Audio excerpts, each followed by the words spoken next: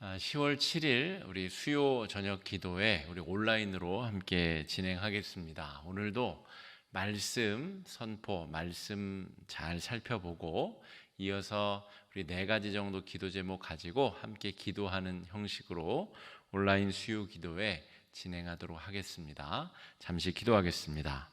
사랑의 주님, 각 가정에서 삶의 자리에서 수요 기도에 참석하긴 하지만 하나님 앞에 동일한 마음, 동일한 뜻으로 모였습니다. 말씀으로 우리에게 교훈하여 주시옵시고 우리의 삶에 반응이 일어나게 하여 주셔서 하나님께서 기뻐하실 만한 삶의 제사, 삶의 예배로 온전히 드릴 수 있도록 축복하여 주시옵소서.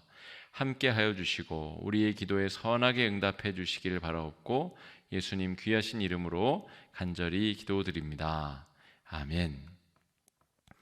오늘 하나님께서 우리에게 주시는 말씀 사도행전 24장 1절로 27절까지 말씀입니다. 사도행전 24장 1절로 27절, 제가 가진 성경 229쪽, 신약성경 229쪽쯤에 있습니다. 제가 천천히 봉독하겠습니다. 닷새 후에 대제사장 아나니아가 어떤 장로들과 한 변호사 더둘로와 함께 내려와서 총독 앞에서 바울을 고발하니라.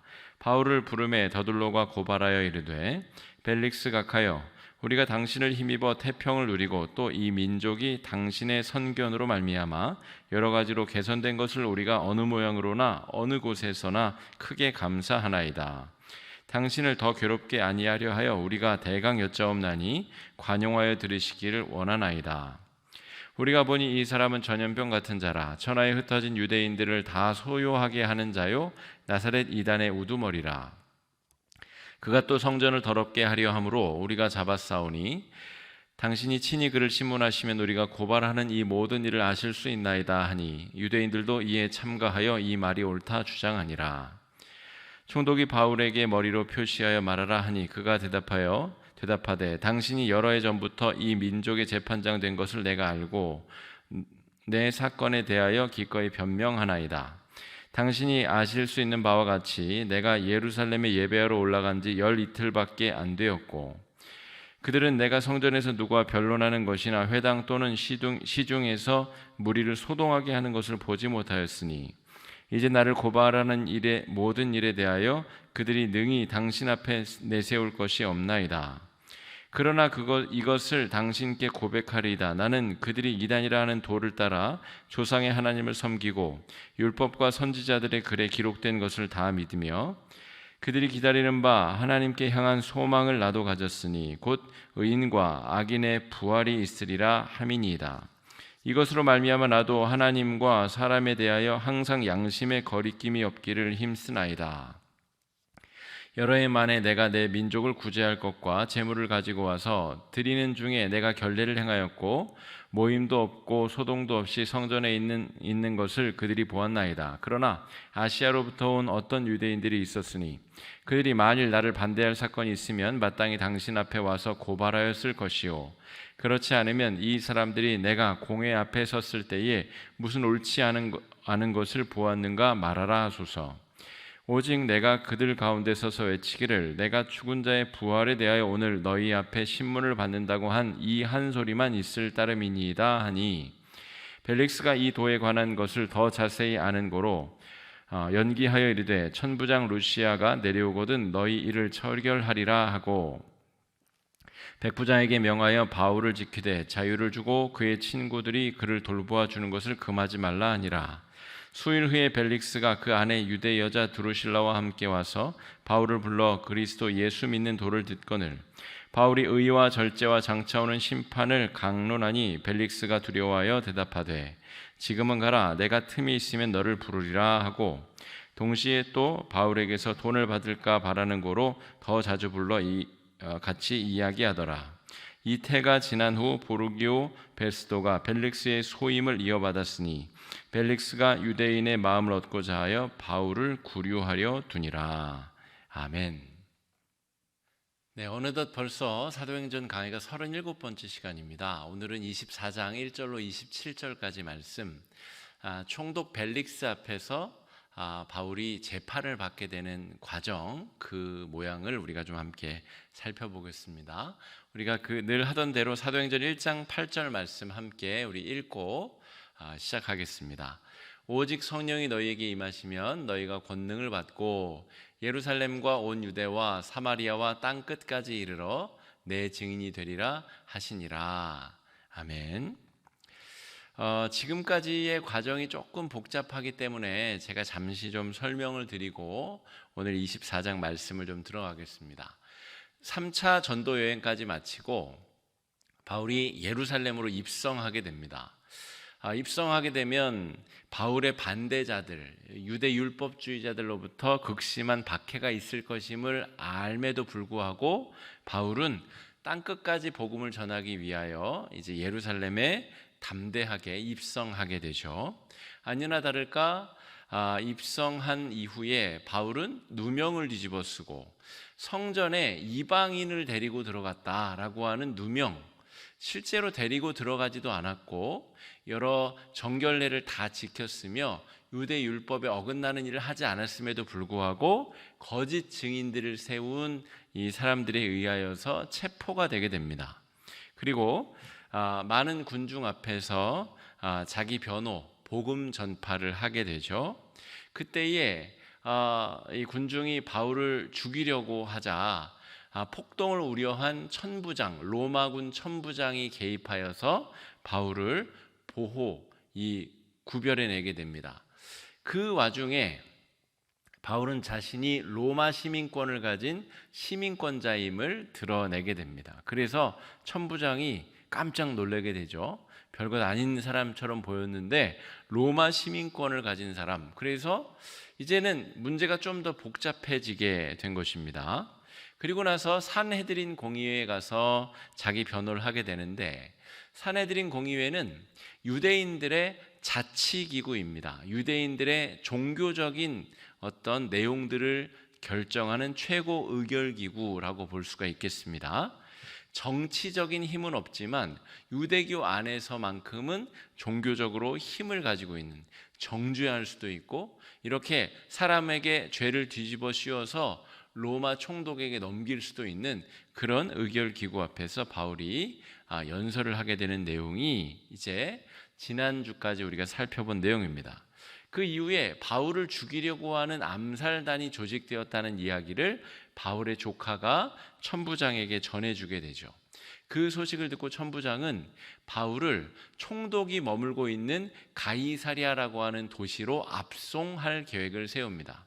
그래서 많은 군사를 동원하여 가이사랴로 압송하는 내용까지를 지난주에 우리가 살펴보았습니다.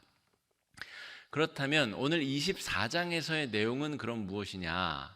압송된 바울이 가이사랴 총독이 거주하면서 그 모든 일대를 다 관할하고 통치하는 그 이를테면 총독 거주 도시가 되겠죠. 지금으로 따지자면 주도 정도가 될 수 있겠습니다. 가이사랴에 내려가서 구금되어 있는 상태에 예루살렘에서부터 대제사장 아나니아와 그의 변호자인 더둘로가 같이 내려오게 됩니다.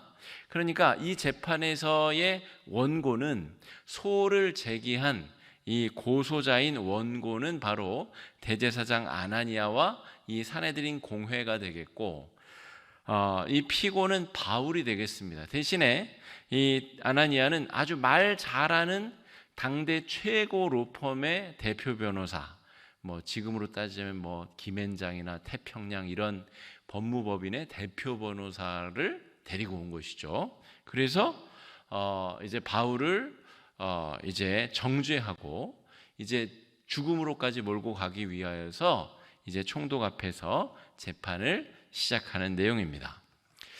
오늘 말씀 1절, 2절 말씀 저와 여러분 한번 같이 다시 한번 읽어보겠습니다. 시작. 닷새 후에 대제사장 아나니아가 어떤 장로들과 한 변호사 더둘로와 함께 내려와서 총독 앞에서 바울을 고발하니라. 바울을 부르매 더둘로가 고발하여 이르되, 더둘로가 그 말 잘하는 변호사가 이제 바울을 탁 죄를 덮어 씌우기 위하여 이제 말을 시작했다는 내용입니다. 그런데 그 시작의 내용이 이렇게 됩니다. 3절 4절 한번 읽어보겠습니다. 시작.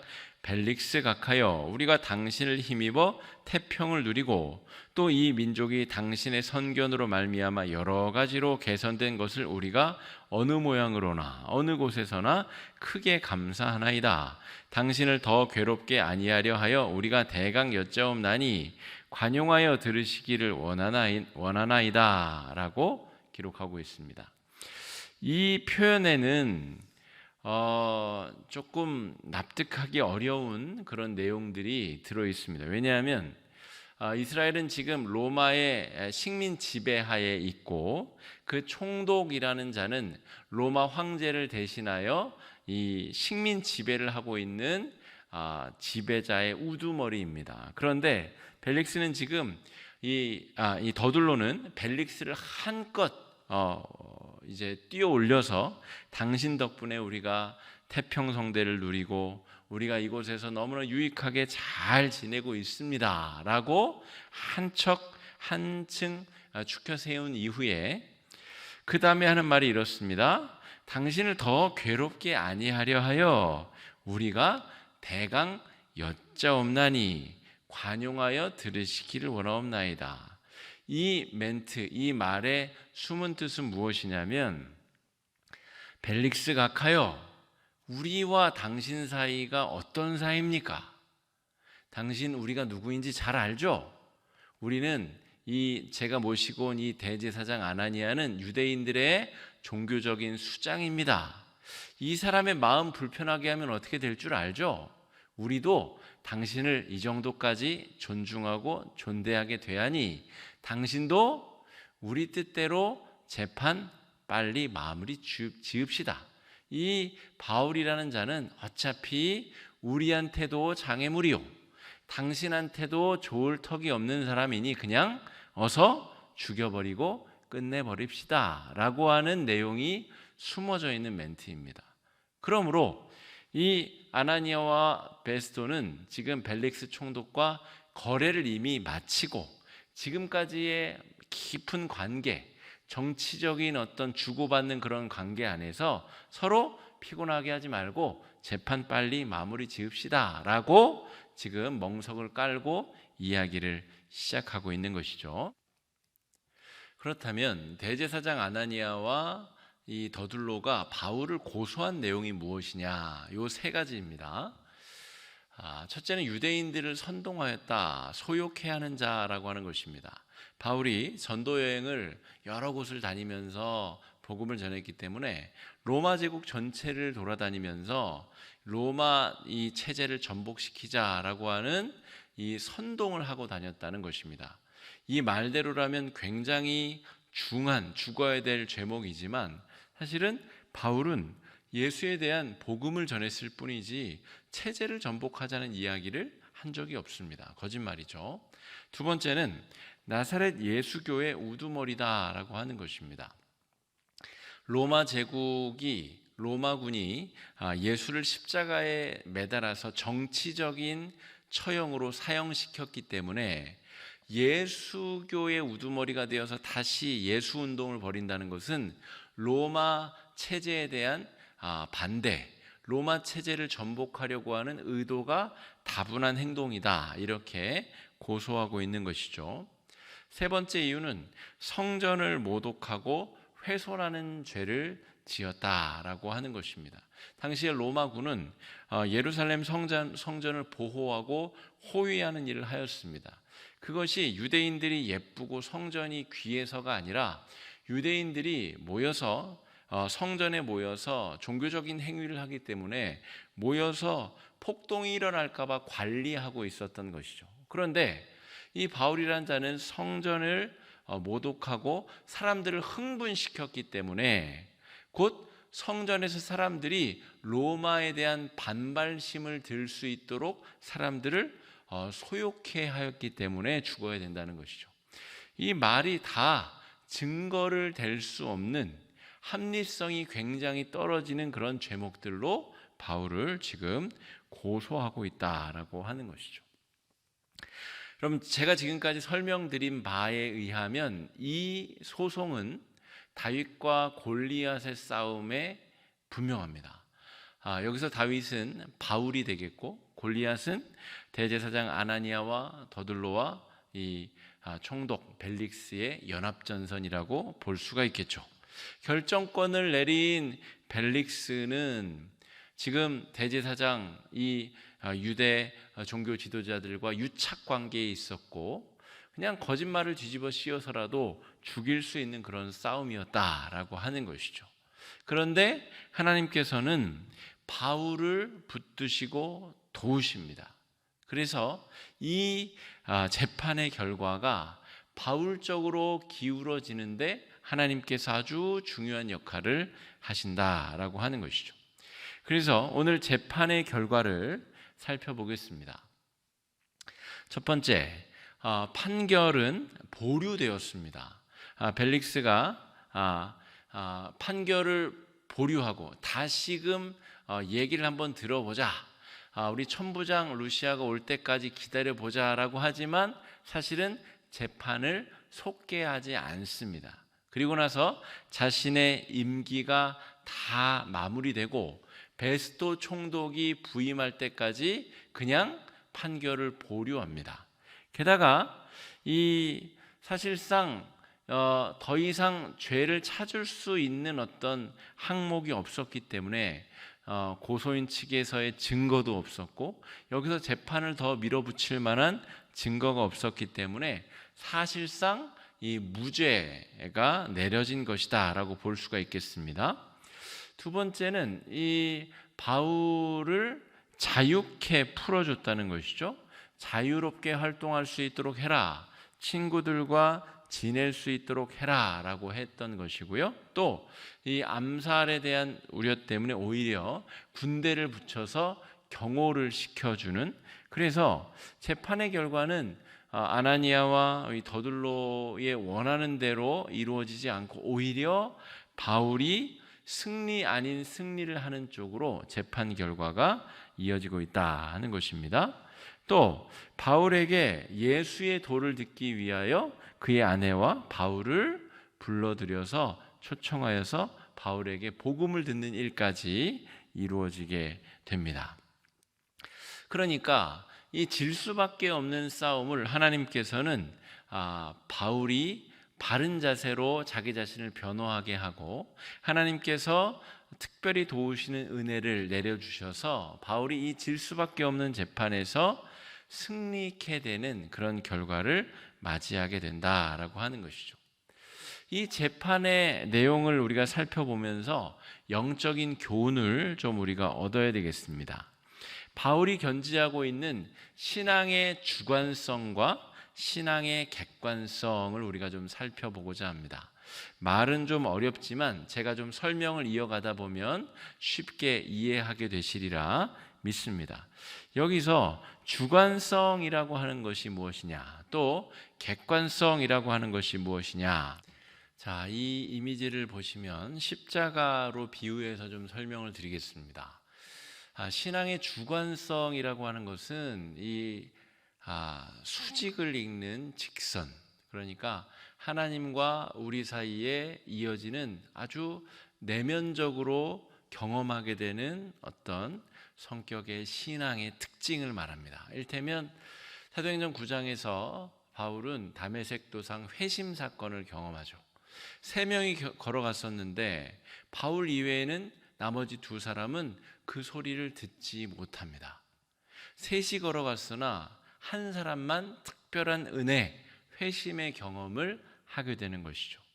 그러므로 우리 내면에서 아무도 건드릴 수 없는, 아무도 파괴할 수 없는 하나님과 우리 사이에 맺어진 아주 독특한 인격적인 관계, 하나님께서 우리를 만나 주신 사건, 하나님께서 나에게 응답해 주신 기도 제목, 하나님께서 나에게 들려주시는 그 하늘의 음성, 나와 하나님과 경험했었던 수많은 관계적인 경험들, 이 모든 것들이 신앙의 주관성을 형성한다라고 볼 수가 있겠습니다. 바울은 자신의 복음을 전하는 과정에서 늘 다메섹 도상에서의 회심 사건을 언급합니다. 그러니까 바울에게 있어서 신앙의 주관성이 아주 건강하게 잘 형성이 되어 있는 것이죠. 남에게 복음을 전할 때에 왜 내가 예수를 전하는 사람이 되었는가? 왜 내 인생은 180도 전환되게 되었는가에 대한 강한 확신을 가지고 그것을 바탕으로 타인에게 복음을 증거하고 있다는 것이죠. 하나님과 우리 사이에 맺어진 이 인격적인 관계가 건강하게 서 있는 사람이야말로 하나님의 사람, 하나님의 복음을 증거하는 증인이다라고 말할 수가 있겠습니다. 두 번째, 건강한 신앙인에게 형성되어 있어야 될 신앙의 객관성이라고 하는 것은 저 십자가의 가로 막대기, 그러니까 사람들 사이에 통용될 수 있고 이해될 수 있고 납득될 수 있는 객관적인 사실에 대한 이야기입니다. 제가 오늘 24장 본문을 처음에 쭉 이렇게 봉독을 했는데 여러분도 이 내용을 쭉 살펴보시다 보면 바울이 자기 변론을 하는 내용에 있어서 법에 저촉되는 내용이 없습니다.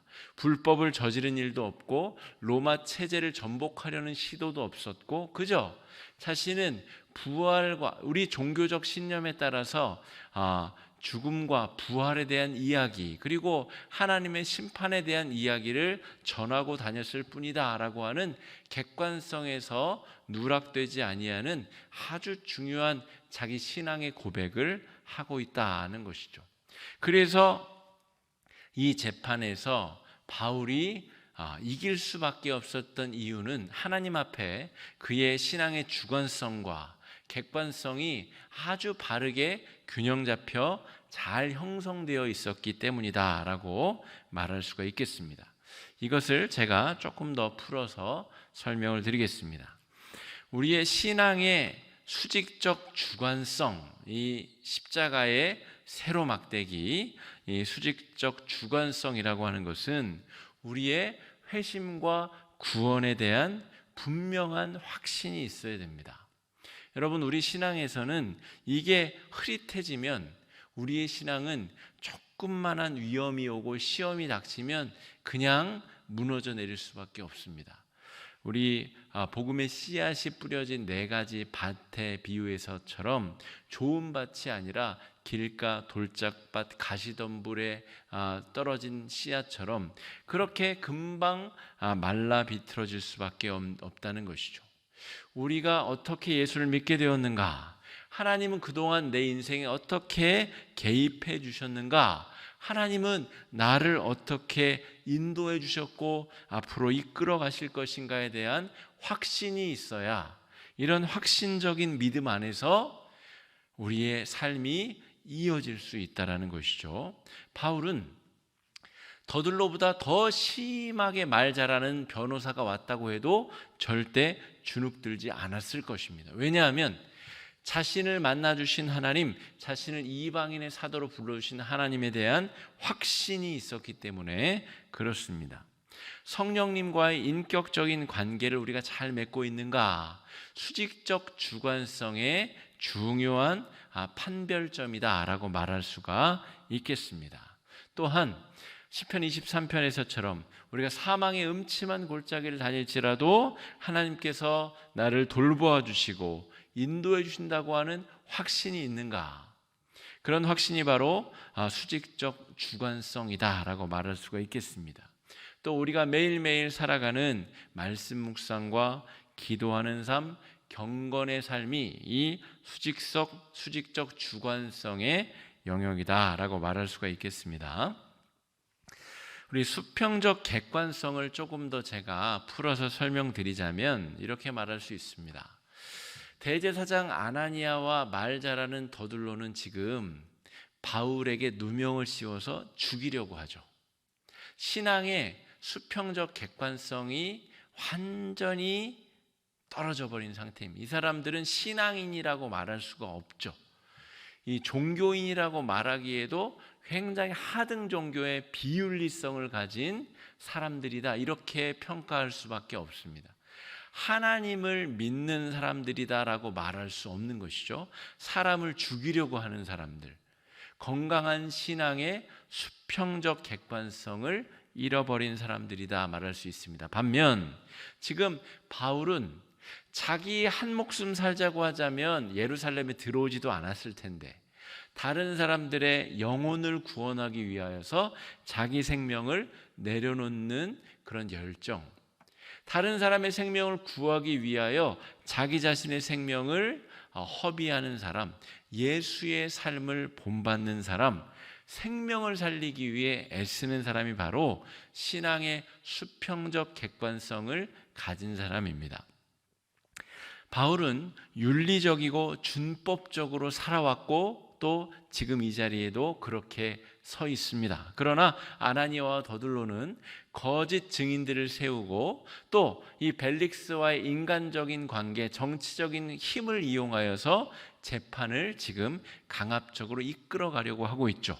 윤리와 준법 측면에 있어서도 바울은 수평적 객관성으로 하나님 앞에, 사람들 앞에 바로 서고 있다는 것이죠. 또한 벨릭스 총독이 그 아내와 함께 바울을 불러들여서 복음을 들으려 하였다라고 하는 대목을 우리가 주목하여 볼 필요가 있습니다. 바울은 그런 복음의 확신에 찬 어투로 자기 자신을 변론하였기 때문에 벨릭스 눈에 보이기에도 매력적이고 선한 영향력을 미치는 사람으로 보였다라고 하는 것이죠. 우리가 세상 사람들 앞에 그렇게 서야 하는 하나님의 백성들, 하나님의 사람들이다라고 할 수가 있겠습니다.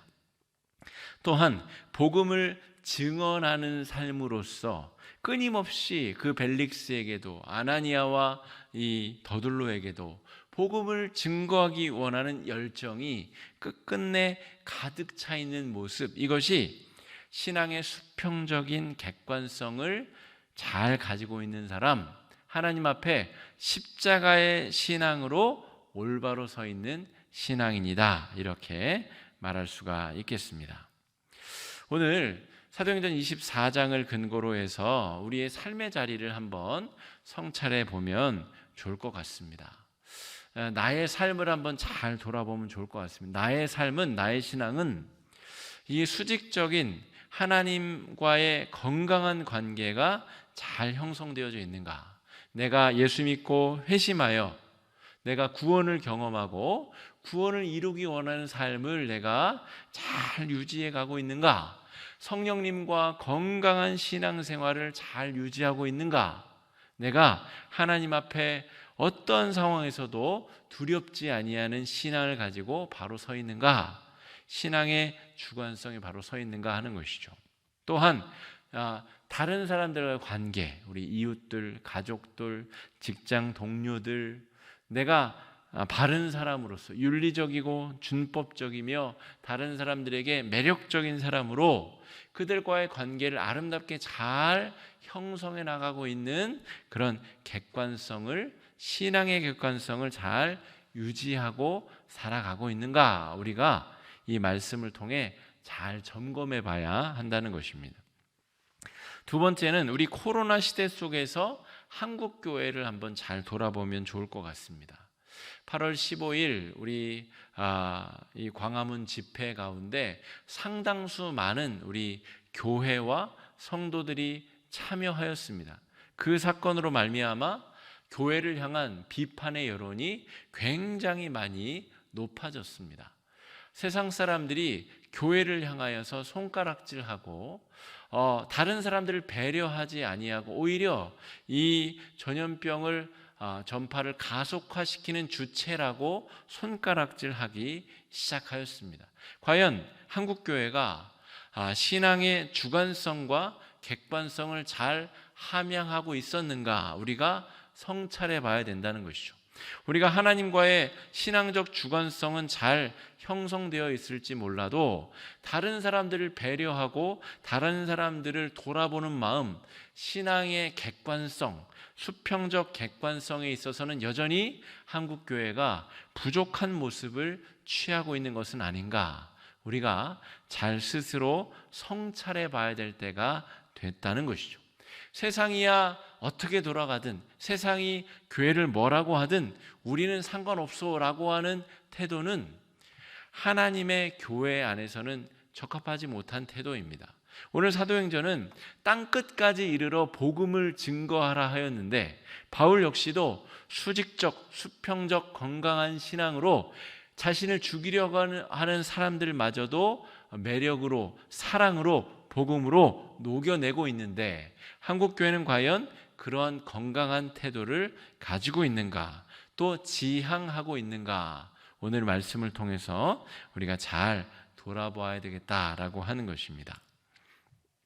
오늘 바울의 재판 과정을 돌아보면서 우리도 다음 또 한 주 수요일까지 이 제목들을 가지고 한번 잘 기도하며 나아가면 좋겠습니다. 이어서 이어지는 우리 기도의 시간에도 우리 찬양 한 곡마다 기도 제목 한 가지씩 화면에 띄어질 텐데, 기도 제목을 보시고 자신과 우리 한국교회를 성찰하며 여러분 기도해 주시고 마음을 합쳐 주시면 감사하겠습니다. 잠시 기도하고 오늘 말씀 마무리 짓겠습니다. 기도하겠습니다. 사랑의 주님, 바울의 이 재판 과정을 살펴보며 우리의 신앙, 한국교회의 신앙의 태도를 돌아보게 됩니다. 하나님과의 수직적 신앙이 제대로 잘 서 있는가, 이 세상과의 수평적 신앙이 과연 제대로 잘 서 있는가 돌아볼 수 있도록 인도하여 주시고, 하나님의 능력을 경험할 수 있도록 주님 주장하여 주시옵소서. 귀하고 복되신 예수님 이름으로 간절히 기도드립니다. 아멘. 이어서 기도 제목과 함께 기도하는 시간 갖겠습니다. 기도하겠습니다.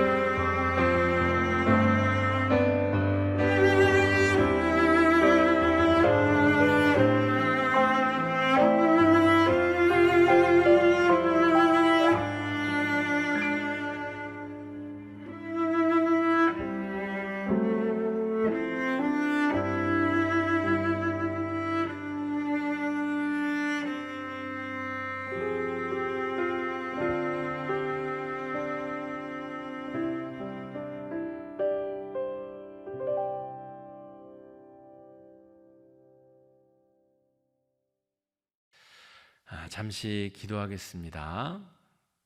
사랑의 주님, 우리의 연약함에도 불구하고 우리를 들어 사용해 주시는 주님, 2000년 전 바울이 이방인의 사도로 쓰임 받은 것처럼 우리도 우리의 삶의 자리에서, 가족들과의 관계에서, 이웃들과의 관계에서 복음의 증거자로 바울처럼 쓰임 받을 수 있도록 축복하여 주시며, 우리의 수직적 신앙, 수평적 신앙이 건강하게 세워질 수 있도록 복과 은혜 허락하여 주시옵소서.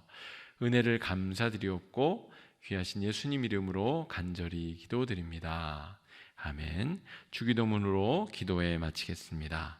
하늘에 계신 우리 아버지, 아버지의 이름을 거룩하게 하시며 아버지의 나라가 오게 하시며 아버지의 뜻이 하늘에서와 같이 땅에서도 이루어지게 하소서. 오늘 우리에게 일용할 양식을 주시고 우리가 우리에게 잘못한 사람을 용서해 준 것 같이 우리 죄를 용서하여 주시고 우리를 시험에 빠지지 않게 하시고 악에서 구하소서. 나라와 권능과 영광이 영원히 아버지의 것입니다. 아멘. 네, 기도에 마쳤습니다. 돌아오는 주일까지 건강하시고 또 뵙겠습니다.